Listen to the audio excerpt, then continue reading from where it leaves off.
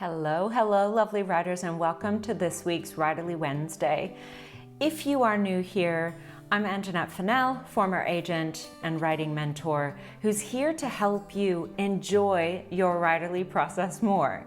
If you aren't already, please hit subscribe. If you tick the bell, you'll get notified every time I upload a new video. And of course, if you like the content you hear, please hit that thumbs up button as well. Now, this week we're going to talk about something that one of my writers has come to me with, but I know it is something that many of you who've had multiple projects has experienced, and that is, how do I get myself past this comparison challenge that I feel when I'm comparing myself to myself?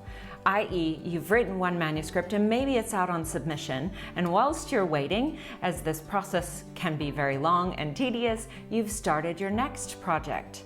Well, chances are, no matter how wild and woolly or wonderful the process was for writing your first manuscript, this next one is totally different. Hopefully, you feel a little bit of confidence knowing that you can go from start to finish. You can do an entire manuscript. But even with that, sometimes those mind gremlins, or as I call the internal editor, will pop up and start giving you a hard time. It's just really focusing in on all of that really self-critical talk. And this is totally normal. So first, know that you are in good company. I don't know of a single writer who doesn't have that experience of say, wait a minute, I thought that since I'd already done this once, it would be really easy the next time. And it isn't always. So here are some things I want you to take into consideration. One is we want to tone down or turn down the volume on that self-judgment.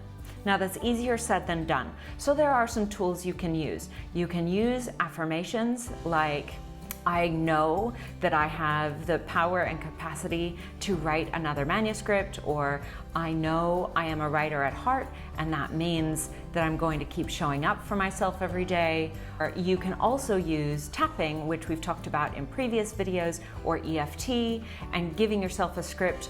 All of those things that you know you're telling yourself, rather than just have them on loop in your mind, it can be really good practice to write them down.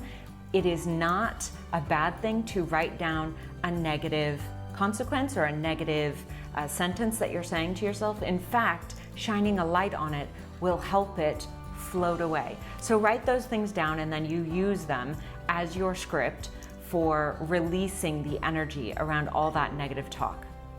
I also want to talk a little bit about how if we're thinking too much of the writing process as being wholly intellectual, we're missing the biggest part of the point as far as I'm concerned, which is every single project that you enter into, every single manuscript that you start is totally unique and different. It has its own energy and its own personality.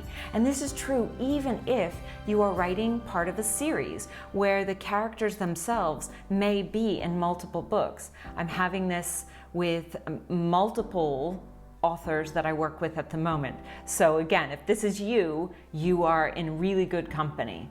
But I want you to recognize that just like if you are giving birth to a baby, they pop out differently, each one a little bit different, even if they are made genetically of the same stuff. They are different. That goes for your books as well, for every manuscript, every project you write, in fact. And so if you just have that recognition, it's not supposed to be the same, it's not supposed to feel the same, and it's okay for me to feel that challenge. I also want you to recognize, just as I said, if it is a part of a series, we can have that expectation that the way it comes out will be the same. And in fact, that is also not true. Again, I'm going to use the birth analogy. Apologies if you've never given birth, because this may cut some of you out, but I think you'll get it at least from a high level position. Every birth story is different. Every way that a baby comes out is slightly different. They are not the same. And the same is true for a book. The other thing you have to consider is, what were the circumstances around writing the first time or writing the last time if you've written multiple manuscripts? It's what was your schedule like? Did you have a day job or a full-time or a part-time job? Were you solely focused on the project? Did you not have children before and now you have children? All of these things need to be taken into consideration, mainly so you give yourself a break and stop setting the expectation that everything is the same or we are only ever stepping on a ladder and getting better and better, meaning it's easier and easier. Yeah, it might be, but part of supposed ease is the surrender to what the process is actually like, right here, right now, in this space and time that you are creating, right? This has such wide effects for everyone. I'm thinking about other authors that I work with too that may be working on the one project and they think, why was it so much easier at this point in the project? Or how did I get through the first draft so quickly? And now that I'm editing, it's not that editing isn't going well, but I find it really hard to show up for the page. It's all of this mindset and really heart stuff that we have with our writing that we need to take into account. So hopefully that gives you some good ideas, at the very least, some validation and understanding that you are not alone. And it will get easier, but the biggest hurdle that you have is that hurdle of expectation that it should be a certain way, whether you are feeling it or not.